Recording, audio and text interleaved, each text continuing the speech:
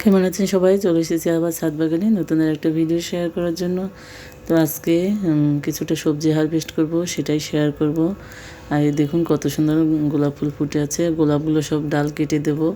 সামনে শীত, আর নতুন করে সব আবার সার মাটি দিয়ে বসিয়ে দেবো। আর এখানে দেখুন আমি কিন্তু সব গাছের কাটিং থেকে সুন্দর সুন্দর চারা করে নিয়েছি। এই যে দেখুন এখানে বেগুনের চারাও তৈরি হয়ে গেছে। এগুলো সব এখন বিভিন্ন জায়গায় দিয়ে দেব, আর শীতের বাগান তৈরি করে ফেলবো। এখানে দেখুন লাউ দিয়ে দিয়েছি শীতে। এই যে লাউ গাছ হচ্ছে বেশ সুন্দর। তো এই যে দেখুন, আর এখানে একটা ছোট্ট আমি টবে অপরাজিতার একটা ঝাড় বানানোর চেষ্টা করছি। আর এখানেও কিছুটা গাছ আমি বসিয়েছি। দেখুন হলুদ গাছের সঙ্গে করে আমি একটা করে গাঁদা ফুলের গাছ দিয়ে দিয়েছি।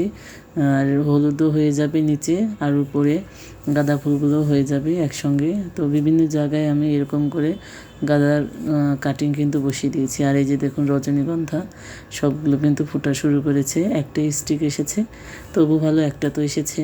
তো ভালোই কিন্তু সেন্ট বের হয় এটা থেকে। আর এখানে দেখুন গন্ধরাজ ফুলের কিন্তু কলি এসে গেছে, আর এটাও কিন্তু ফুটবে কিছুদিনের মধ্যেই। তো এটাকে বড় একটা জায়গায় দিতে হবে, দিতে পারছি না। এখানেও দেখুন নাকচম্পা ফোটা শুরু হয়ে গেছে। এই যে নাকচম্পা ফুটছে,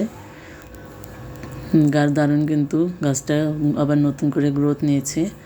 আর এখানে আমি করল্লা গাছে ঝাড় বানিয়েছি। এই যে দেখুন করল্লা পড়তে শুরু করেছে, বেশ কিন্তু খাওয়াও হচ্ছে। আর এই যে নতুন নতুন জালি আবার এসে গেছে।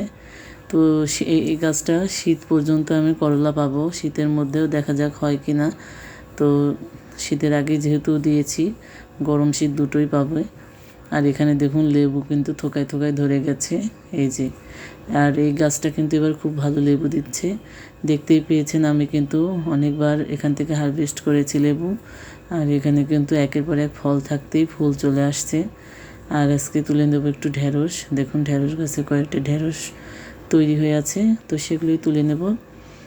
আর যেহেতু ঢেঁড়সটা এবার খুব ভালো করতে পারিনি, মাত্র 4টে গাছই হয়েছে, তো এখান থেকে দু চারটে করেই পাচ্ছি। খুব বেশি কিন্তু একটা আমি তো নিতে পারছি না ঢেঁড়স। এই যে এখানেও দেখুন আর একটা ঢেঁড়স তৈরি হয়েছে। এটা আমার আগের গাছ, এখান থেকে আমি কাটিং করে দিয়েছি, তো নতুন করে আবার বের হয়ে ফুল থেকে সবজি হয়েছে। আর ওটা কিন্তু একটা বেগুন গাছ আমার, সেটাও কিন্তু ডাল কেটে দিয়েছি, তারপরে নতুন পাতা বের হয়েছে। এখানেও দেখুন আরও ঢেঁড়স হয়ে আছে।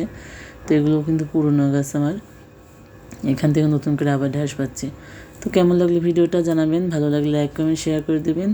আর এখানে দেখুন কত সুন্দর পর্তুলিকার গাছ হয়েছে, ঝাড় হয়েছে। ধন্যবাদ সবাইকে ভিডিওতে দেখার জন্য।